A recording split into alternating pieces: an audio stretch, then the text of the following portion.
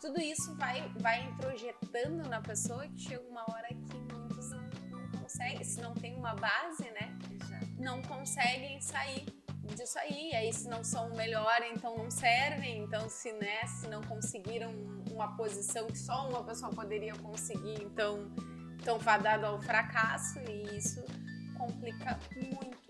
E eu vejo também, falando assim das crianças, a questão da educação, de ver também que que não somente o cristão, que nem tu deu o exemplo dessa menina, outros pais, outros pais, né, como se fossem pais diferentes, todos são pais, mas assim, pessoas que não estão na igreja, que ainda não têm esse entendimento, né, procurarem também uma escola com valores, porque eu acho que o pai sabe a importância. Né? Muitas vezes o pai, ele sabe o que é o certo, ele pode não estar fazendo, mas como ele quer o melhor para o filho dele, ele já tenta acertar. Nós por muito tempo trabalhamos com proporções assim de pessoas que se identificam com a fé cristã, mas não frequentam uma igreja, algo assim, né?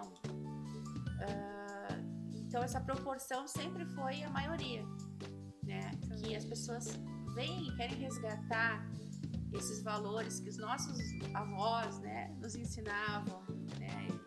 Coisas importantes que hoje a coisa está tão pluralizada, né? Os pensamentos, as ideias, e eles estão vendo que isso não vai dar boa coisa. No fundo, o pai sabe que vai dar ruim, né? Então, quando a gente vê uma escola alinhada com princípios que são cristãos, eles sabem que não vai ter prejuízo para o aluno. Né? Então, num colégio cristão, e principalmente num colégio de aprendizagem, uma abordagem educacional por princípios como é o nosso, cada aluno é importante.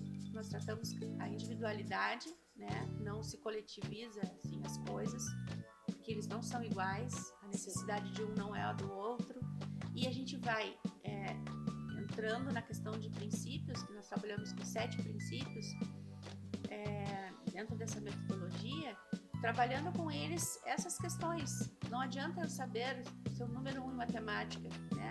Gabaritar a prova de física, se eu não sei me relacionar com o meu colega.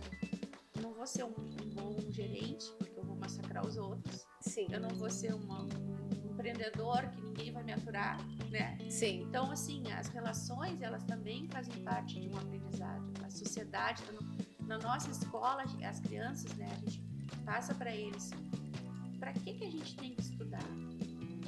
Qual é o sentido de ser estudante, de estudar? Sim. Né?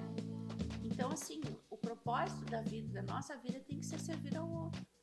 Se tu tá aqui e não quer servir ao outro, que só a te servir, talvez não seja a escola ideal. Porque aqui a gente vai te motivar e te mostrar como é que tu serve, né? Então, e toda a equipe, né? A gente alinha a equipe também para trabalhar. Hoje mesmo a gente teve, né, reunião pedagógica, tempo de muito aprendizado, porque até a gente nessa faculdade, né, eu agora estou fazendo uma pós-graduação em pedagogia, tem que estar sempre também se atualizando.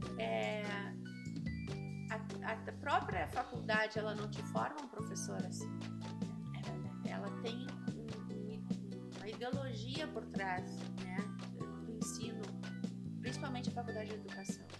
Então, o professor vem com conceitos, com ideias que não são ideias cristãs, um pensamento cristão, né? Então, a gente desconstrói um pouco dessas mentiras, né, que são implantadas e a gente vê como verdade, não é culpa deles, né? Mas a gente dá munição para ele, olha, é isso aqui, e funciona. Então a gente vê a criança ali como aquela esponjinha, né? E aquilo que a gente está fazendo, aquilo que a gente está mostrando para ela.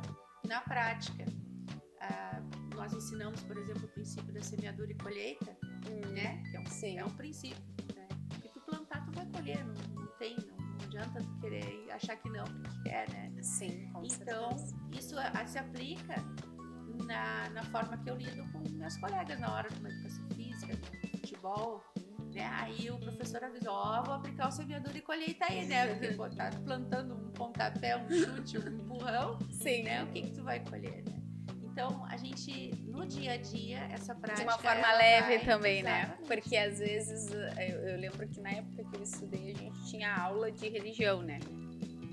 E numa outra visão, obviamente, mas é aquilo, era aula de religião e deu. E muitos, aula de religião, não quero. E hoje, tu mostrando assim, mostra que na verdade é o que a gente fala como cristão. A gente é cristão em todo lugar, não é só na igreja, né? No teu trabalho, no relacionamento com a tua família.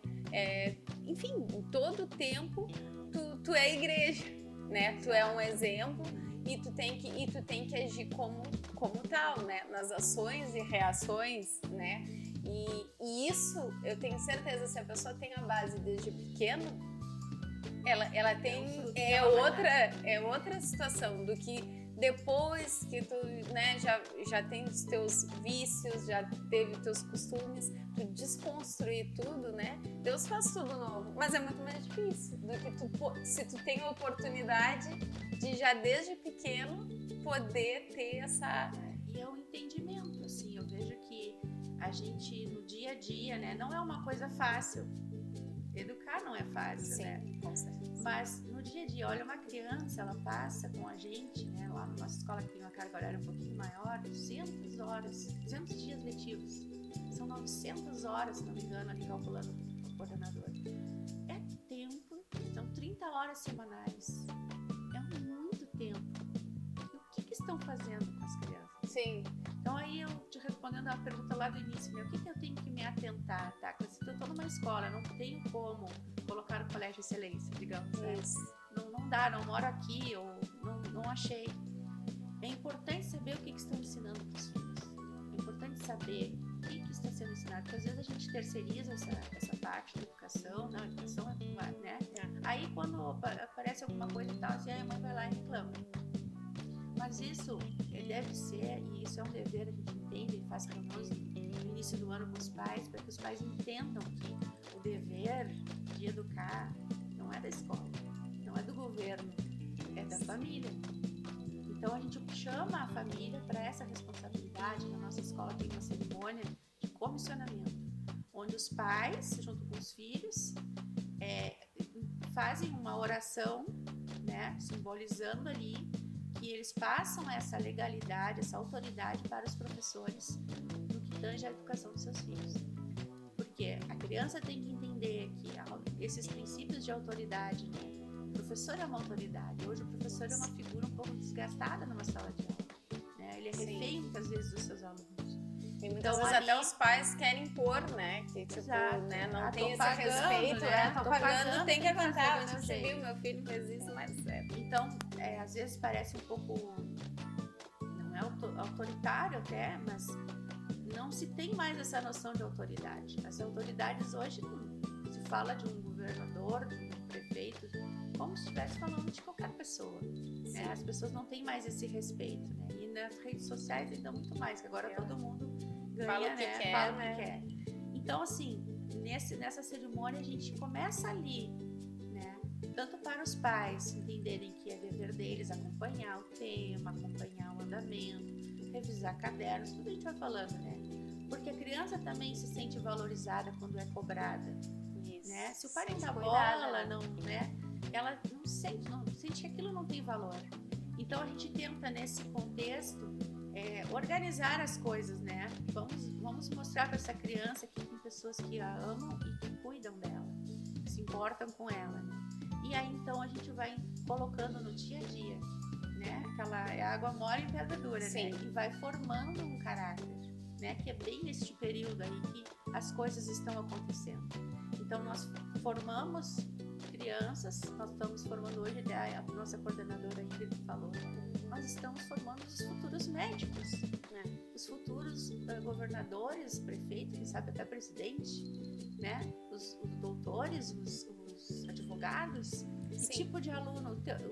Essas pessoas que vão cuidar da gente lá exatamente, na frente, né? Tu vai, e aí tem uma prof que tem um bebezinho e ainda falou, Cris, quem vai ser o doutor, né? O médico do teu filhinho?